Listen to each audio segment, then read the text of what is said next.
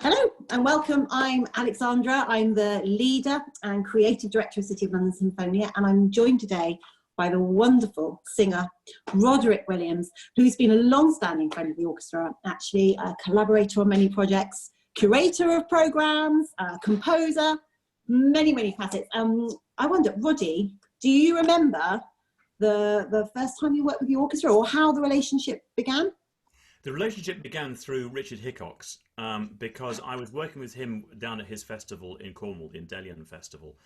That's the first time I properly worked with him as a soloist. I have a feeling, although I can't quite remember the dates exactly, I have a feeling I may have been in the chorus once, once I turned professional for one of those Christmas concerts that Richard did at the Barbican.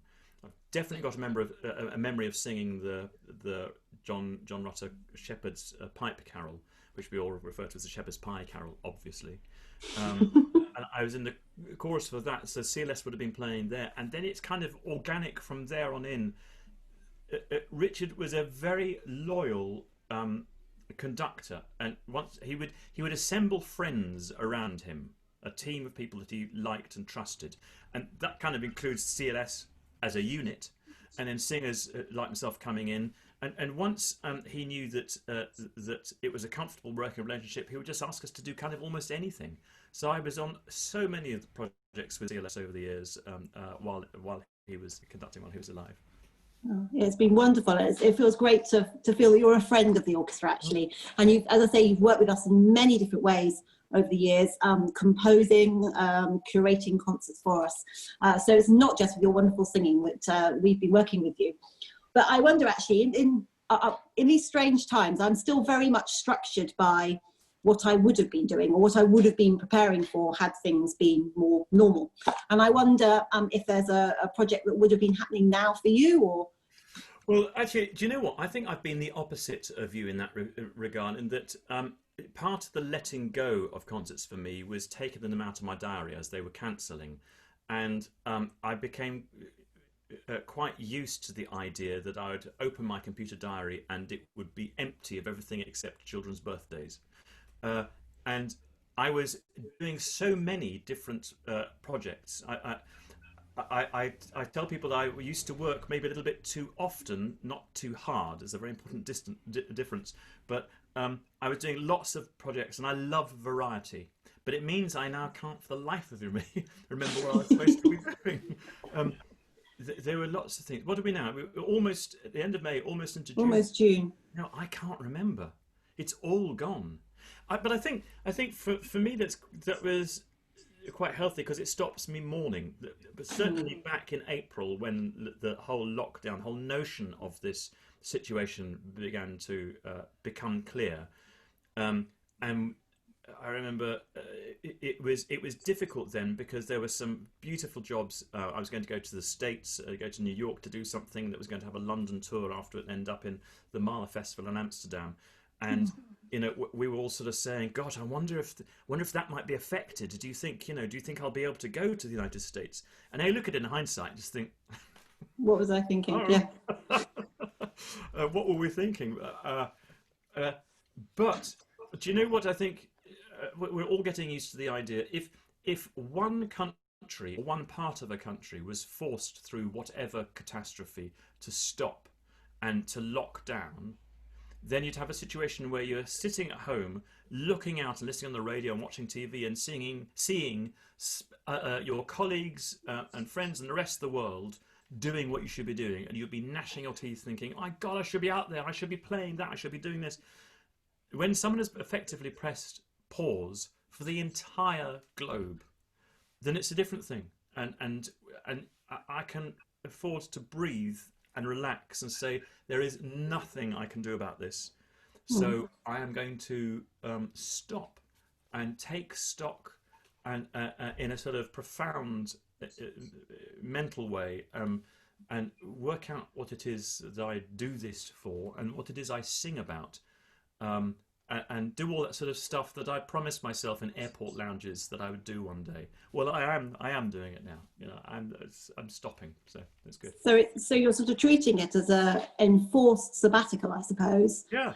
But not presumably from singing. I mean, are you still singing lots and learning repertoire, or? No, I can't really claim to be doing that. There is a piece at a Strauss opera that I've got to score. That it was not something I was actually booked to sing anyway. It's just something I thought I might look at and learn. It's been on the side now for 2.5 months and counting.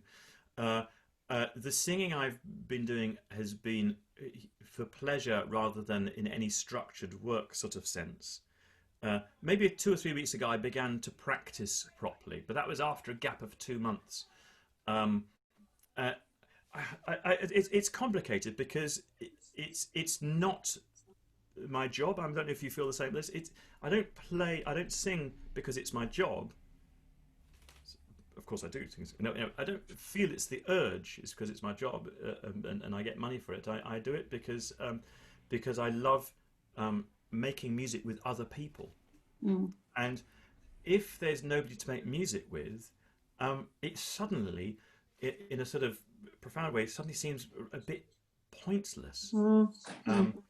I think, I know there's singers and singers, aren't there? But for me, the putting together of, say, a Schubert song, the vocal line is such a small fraction of the whole thing that just singing in my practice room through that door there and down the hall, just singing a Schubert song, the vocal line by itself, is not satisfying. I need to have the piano part with me, or an aria or something like that. I need to have the orchestra as part of the aria. Otherwise, it's kind of, I don't know, I just feel a bit like I'm lacking a mojo, really. I don't know. So that makes it very difficult for me to practice. I have, now that we're into May and things are beginning to, people are looking to other ways to make music work. There are a few things. I've got a concert at the Wigmore Hall in a fortnight's time. So me and a pianist on stage there, just the two of us, and these are conditions which, social distancing can be observed. And so there is something very definite for me to work towards. So I can now plug myself into that and get on the track and start heading towards that. But April, and it was a singing-free zone, I can tell you. Oh, wonderful! So a holiday. Actually, do you think that musicians will return hopefully after this has gone away and things are more normal? Do you think musicians will come back with a fresh perspective on what they do? I mean, I certainly feel it's made me. I mean, I always knew that I loved what I did, but it's made me appreciate it more. And it's exactly the same as you. It's the chemistry with other people. It's performing with people, performing to an audience. Which, that sort of interaction, that amazing atmosphere in a room or a venue. That's what I really miss. And I can't wait to get back to that. Do you think musicians generally, this is something in a way that will help us to become better at what we do? I think so. I think that will be part of it for a great number of people. It seems to be part of the human condition that you have to take things away from a person for them to understand and appreciate what it was they had anyway. This is quite a severe experiment in that, but I'm sure it will come back refreshed. I think all of us, musicians and otherwise, are asking ourselves what we would like to retain from this experience afterwards. I think we're all aware that it brings out the best and the worst in us, and that there are many things we say now, oh, I'm definitely keeping that. I'm going to take that with me, that feeling. And we all know, because we're human beings, 3 or 4 weeks in, we'll throw that up the window. But nonetheless, I think for a lot of freelance musicians or even salaried musicians, when making a living, scraping a living, is very much tied up with a job mentality, you can lose some of the reason why you took to it in the first place. I think that's possible for anybody in any walk of life. So it's, as I say, it's a cruel experiment to put us in touch with what it is we miss. But you look at, say, off the top of my head, you look at Venice, and all those times that Venetians have said, God, these tourists, blimey, wouldn't it just be great if they all just went away? Let's get rid of them. Mm. And now they've gone, and Venice has been reimagined, and we're seeing all the images of the canals being free and seeing fish and stuff, and Venetians think this is amazing. And they're also thinking, I wish people could come back. Mm. And how many musicians, I wonder, have been making music and looked at the audience and heard them coughing and spluttering and opening boiled sweets and, you know, all that sort of stuff. You think, oh, for goodness sake, get a grip. You know? And now they want. Oh, come back. I had an experience last weekend. I was singing for Grange Park Opera. I went down to Surrey, where the new opera house has opened up there, and I sang on stage. I sang one of the shorter Schumann song cycles on the stage there, with Ian Burnside playing. Again, nice and remote. Everybody would be very happy. And it's a beautiful size opera house, but there was nobody in it. And I was singing to a camera and lights.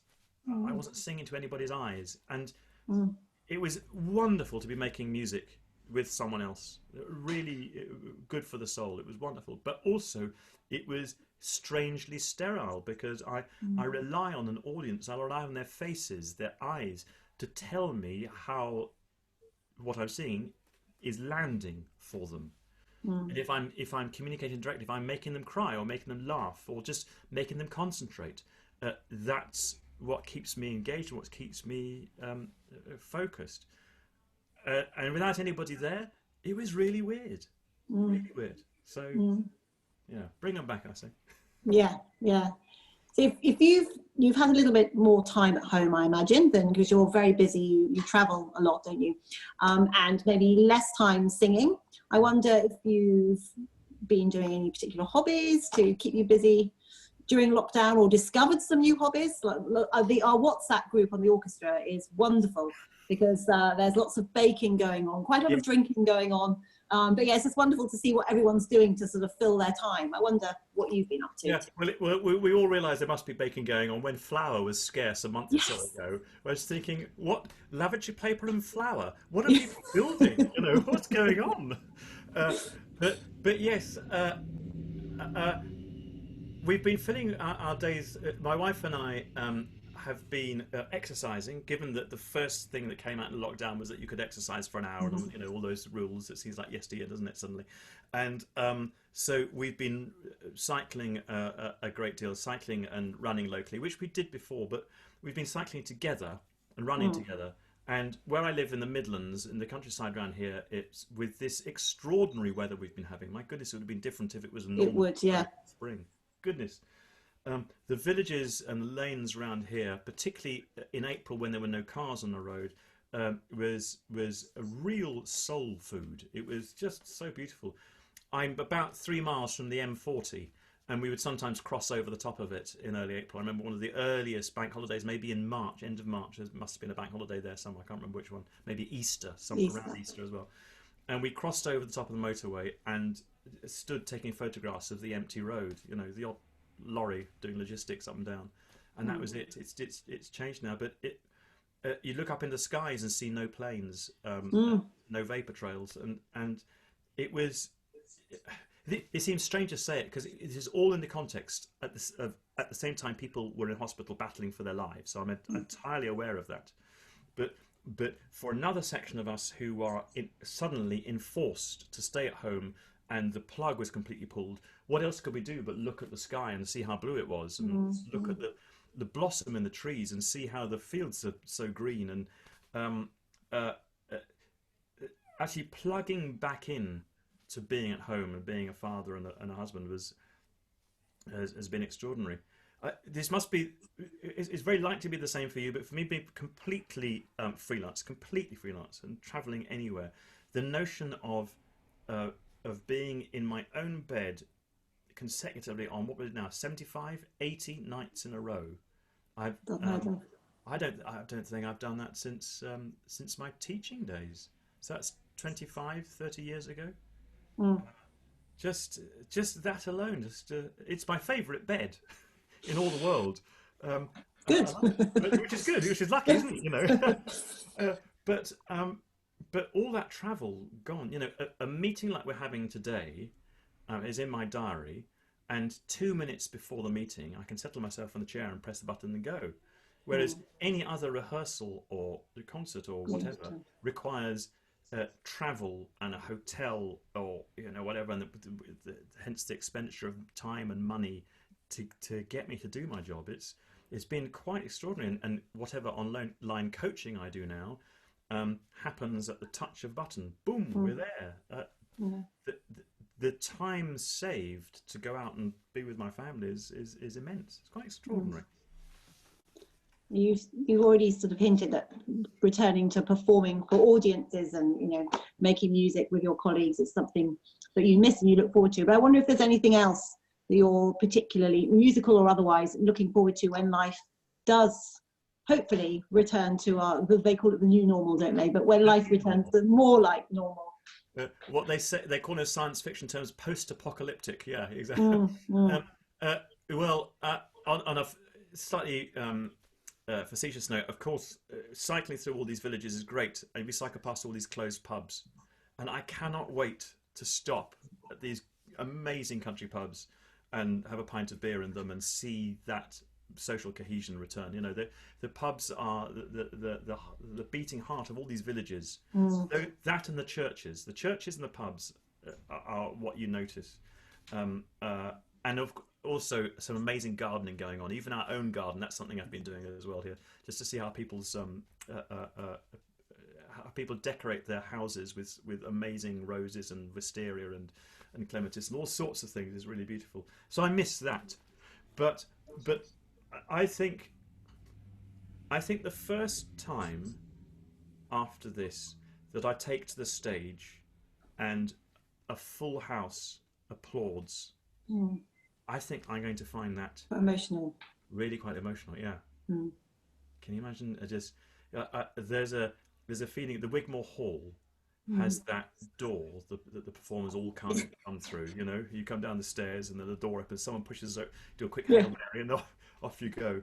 And going from the quiet of backstage to this just great surge on stage, it can be a little bit intimidating, but at the same time, it's kind of, there's no way back. It's a rush. Yeah, it's a rush. It's definitely a rush. It's definitely that. Yeah. And this concert that's coming up, it's one of those. It's going to be a BBC radio concert, but with no audience. And I can see that in my mind's eye, the door's going to open, and I'm going to go out on that stage, and all you'll hear is the sound of my shoes on the wood, and that's it. It won't even be a slow hand clap from the BBC. It's just, it's just. So the first time I go back there, or any of these places, but I suppose I particularly think there, I go through that door and a full house greets me. I mean, that's going to be awesome, isn't it? Oh yeah. Oh, thank you so much, Roddy, for giving your time away from your cycling, your gardening, and a bit of singing. For joining today, and we look forward to very much working with you in CLS. I really hopefully soon. Thank you very much. You too. Bye bye.